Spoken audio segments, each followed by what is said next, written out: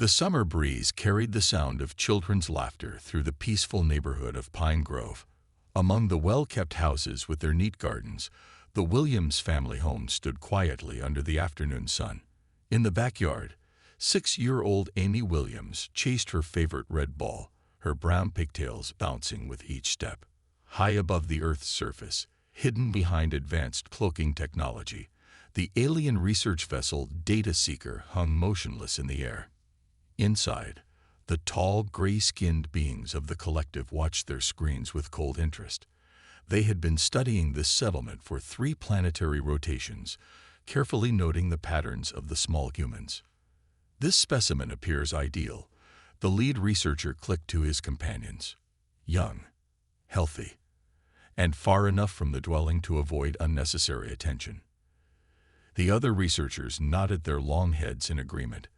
They had been tasked with collecting samples from various Earth locations, and this quiet area seemed perfect for their work. The collective saw humans as simply another primitive species to be studied, interesting, but ultimately harmless. They couldn't have been more wrong. Amy's ball bounced high and rolled toward the tree line behind their house. She followed it without hesitation, her small feet carrying her quickly across the grass. Her mother had always told her not to go into the woods alone, but she could still see her house from here. Besides, she was a big girl now. She had just learned how to do a proper forward roll in her defense class yesterday.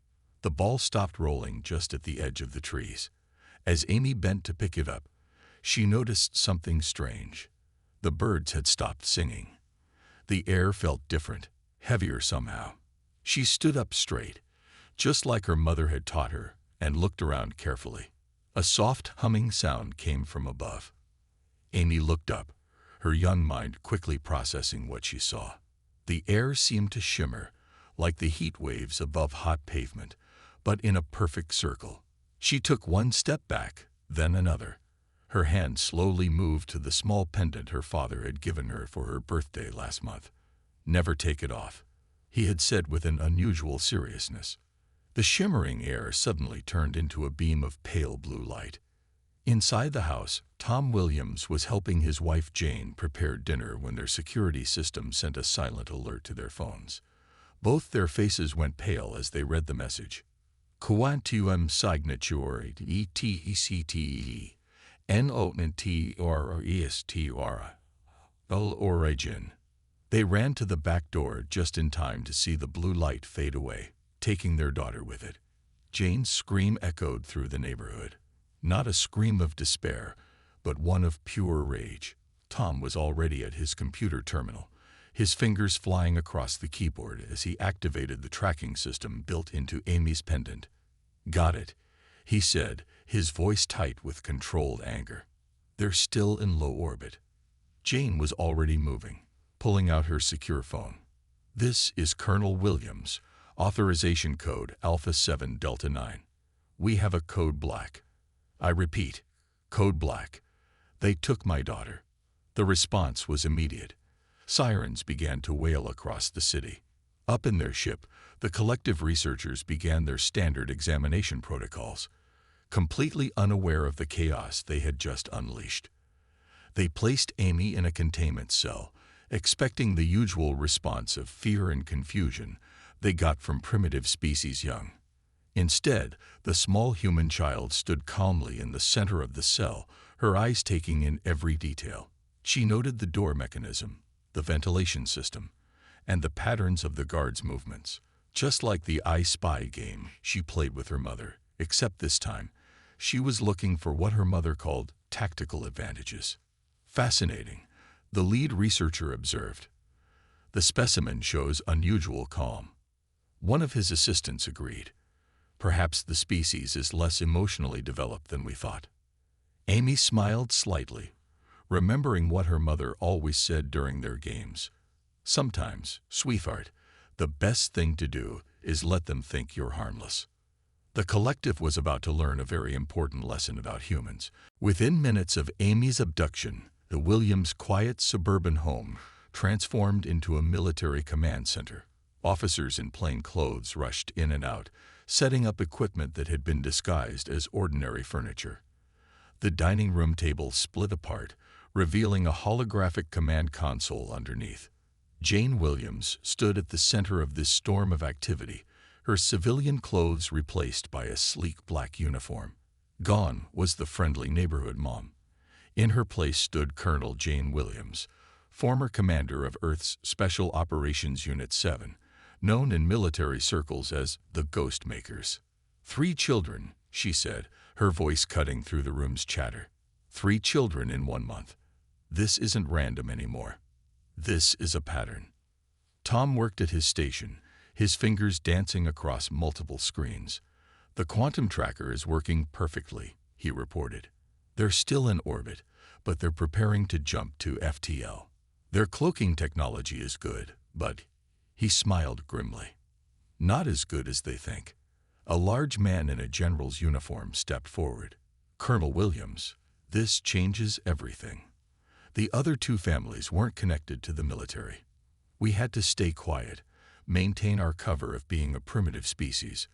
But now they've taken the wrong child. Jane finished. Her eyes hardened. Permission to activate the fleet, General. Permission granted. Show them what Earth can really do. Across the planet, hidden bases began to stir.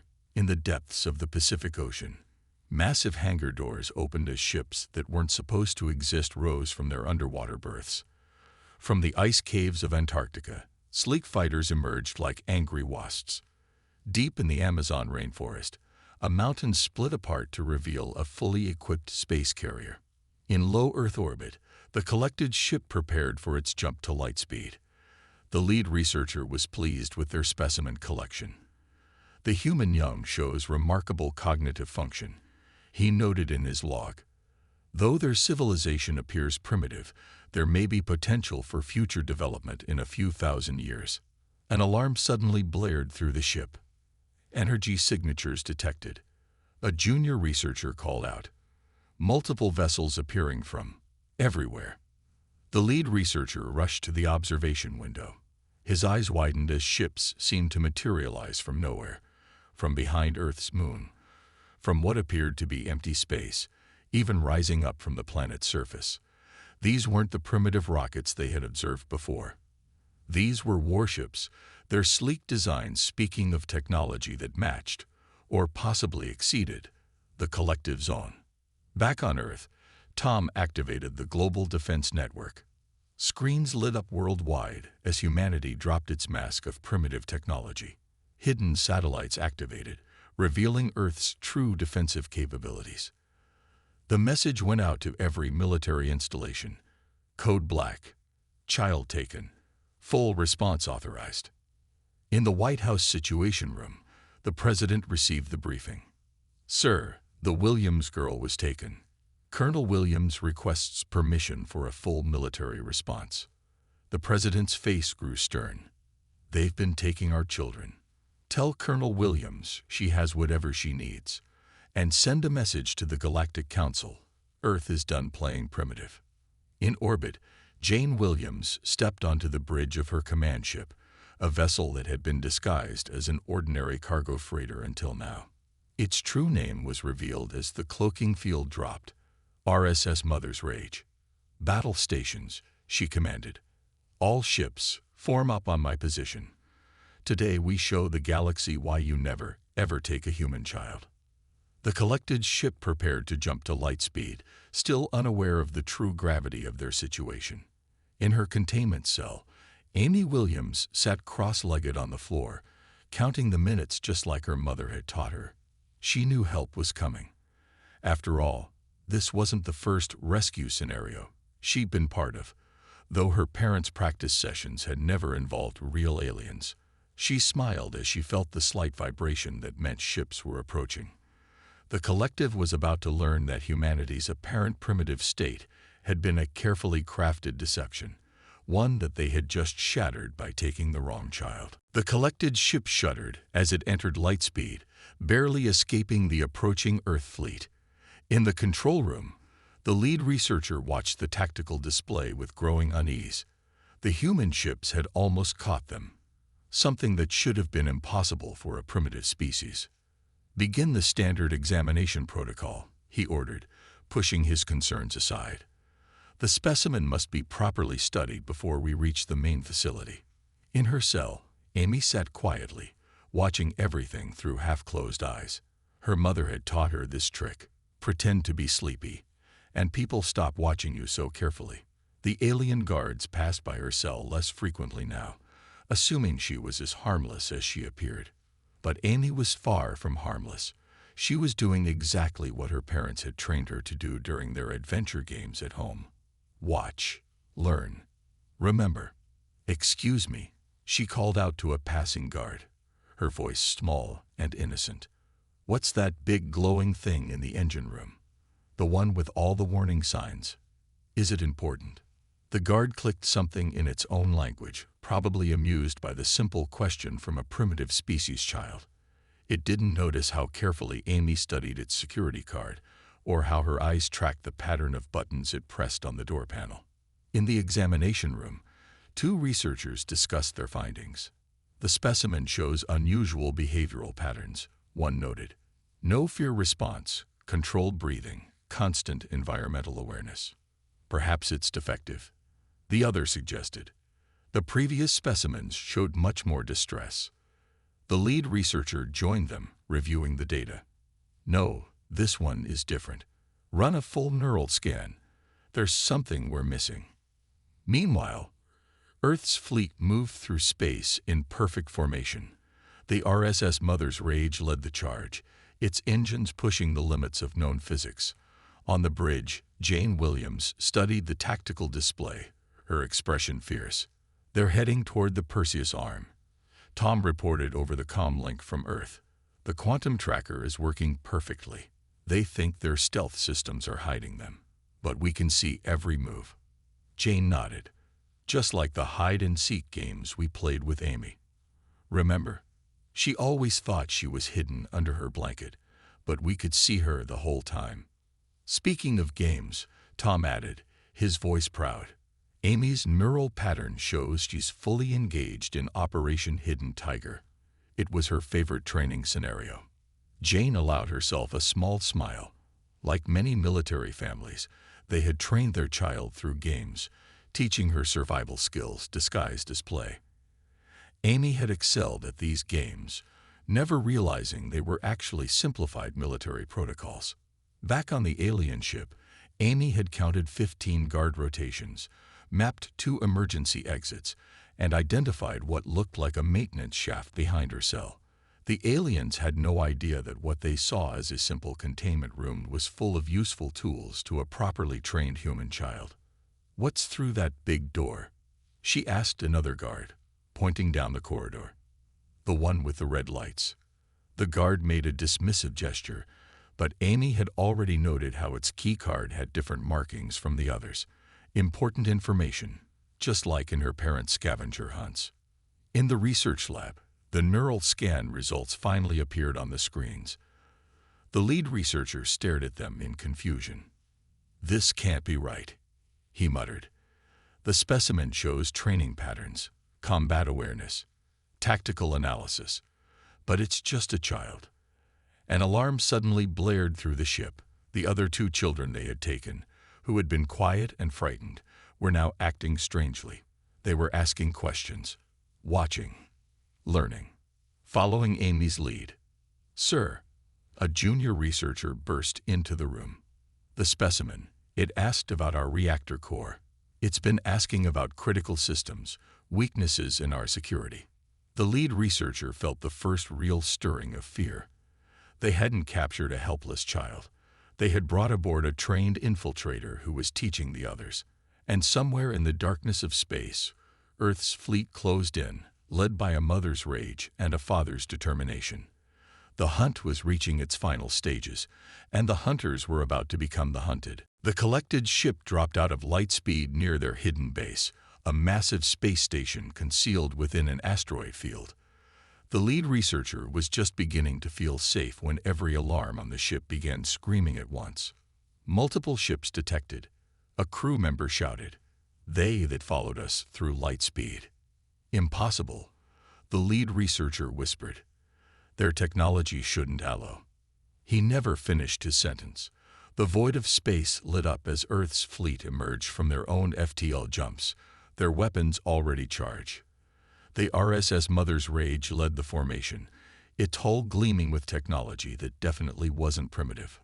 On the bridge of Mother's Rage, Jane Williams stood tall.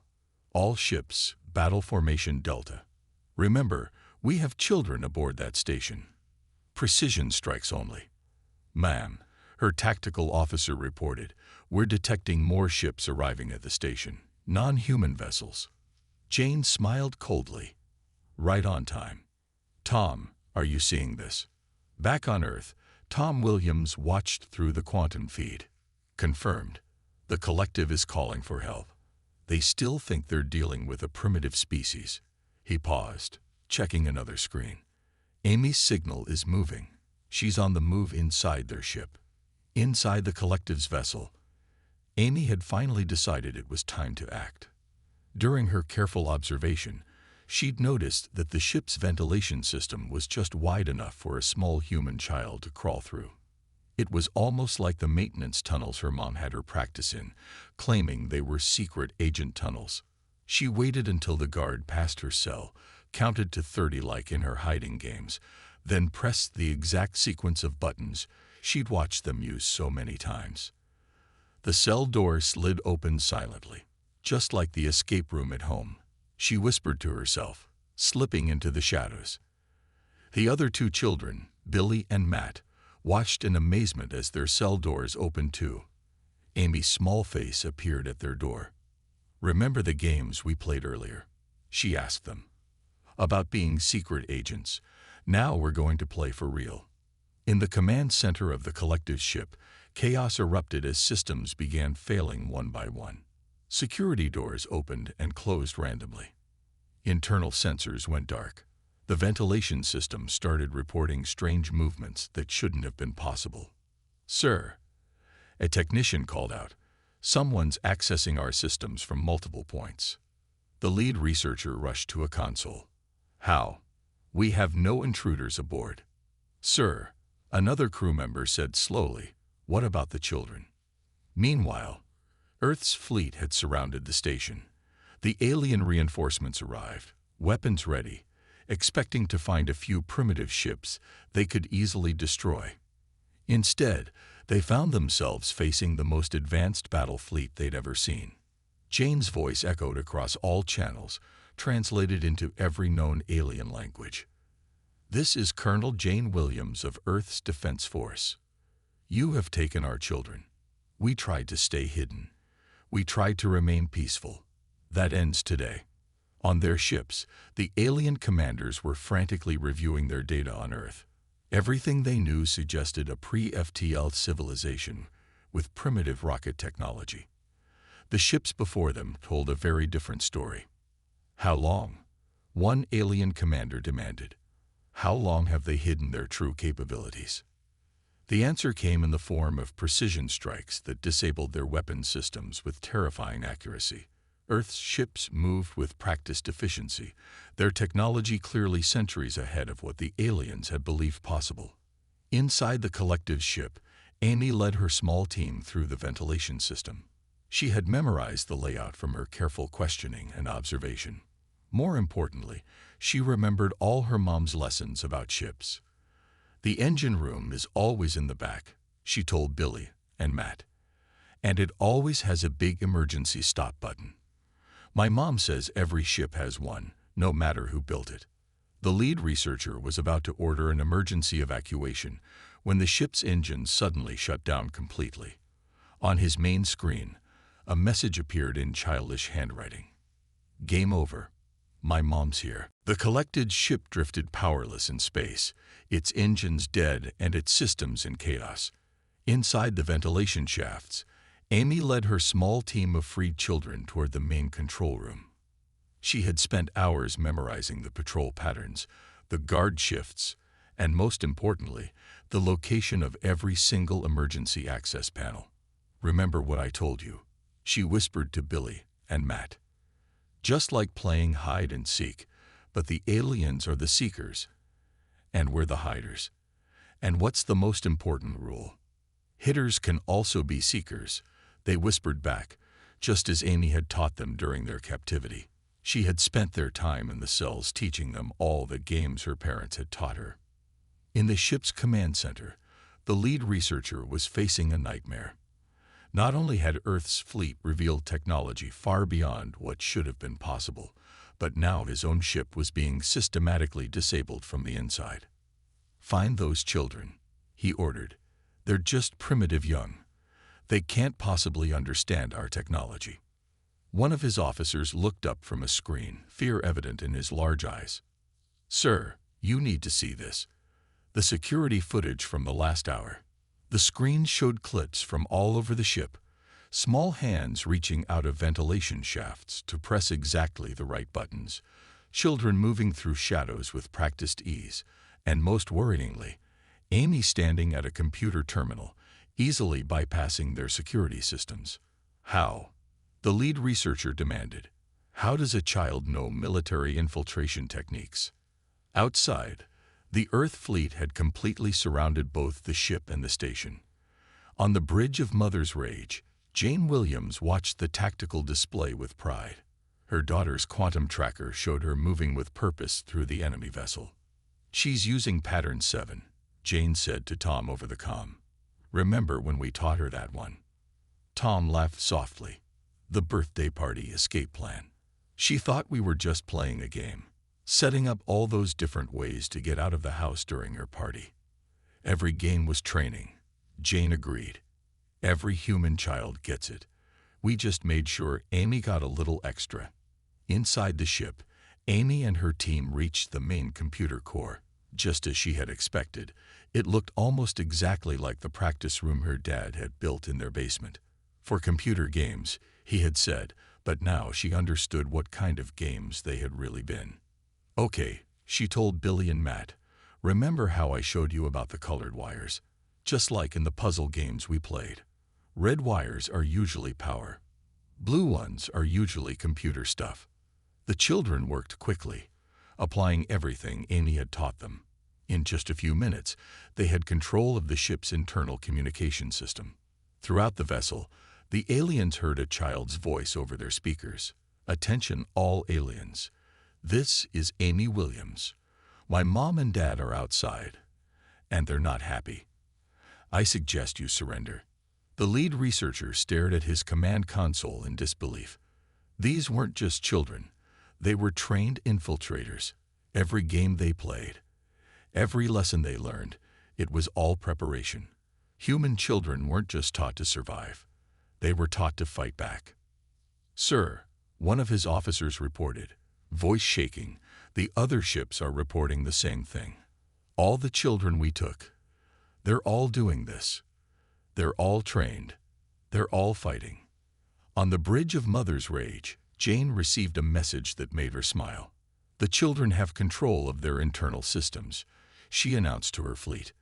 "All ships prepare for boarding. Let's show the galaxy what happens when you underestimate humanity's children." In the computer core, Amy sent one final message to the alien crew. "Next time, remember, human kids don't just play games. We learn from them. And now, it's game over for you." The rescue operation was about to begin, and the aliens were about to learn their final lesson about human children. Earth's boarding ships cut through the collective vessel's hull with surgical precision. Teams of human soldiers moved through the breaches like water, their advanced armor making them look more like spirits than warriors. Each team carried specialized rescue gear, designed specifically for recovering children from hostile environments. In the ship's computer core, Amy watched the rescue operation through the security cameras she had accessed. She smiled as she recognized the special lights on the soldiers' helmets, blue and steady, just like the nightlight her parents had given her to keep the monsters away. "See those lights?" she told Billy and Matt. "My mom said if I ever saw blue lights like that, I should know they're the good guys. Those are our rescue teams." The lead researcher watched in horror as his ship's defenses fell one by one. His security forces, some of the best in the collective, were being systematically disabled by human troops who moved with impossible speed and precision. More disturbing was how they seemed to know exactly where to go. The children, he realized too late. They've been marking targets for them. Indeed, Amy had spent hours using the ship's own systems to mark every weapons station, every security checkpoint, and every potential threat. All those computer games her father had taught her, all those strategy puzzles, they hadn't just been for fun. Team Alpha, this is Mama Bear. Jane's voice crackled through the human soldiers' comms. Primary target is secured. The children have control of the main computer core. Move to extract. The human soldiers acknowledged with practiced efficiency. They had trained for child rescue operations, but none of them had expected the children to make their job this easy. Usually, they had to fight their way to the captives. This time, the captives had already won half the battle for them. In the station's command center, the alien leaders received a transmission from Earth. The message was simple: you took our children. Now watch what our children can do. As if on cue, every system in the station began to shut down. Life support remained active, but weapons, engines, and communications all went dark. In the computer core, Amy had taught the other children how to hack the station's systems using the same games her father had used to teach her about computers. Remember, she told them, just like the puzzle game with the colored pipes, you just have to make all the power flow the right way.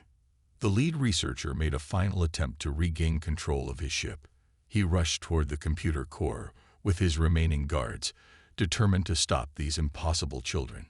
But as they rounded the last corner, they found themselves facing a squad of human soldiers.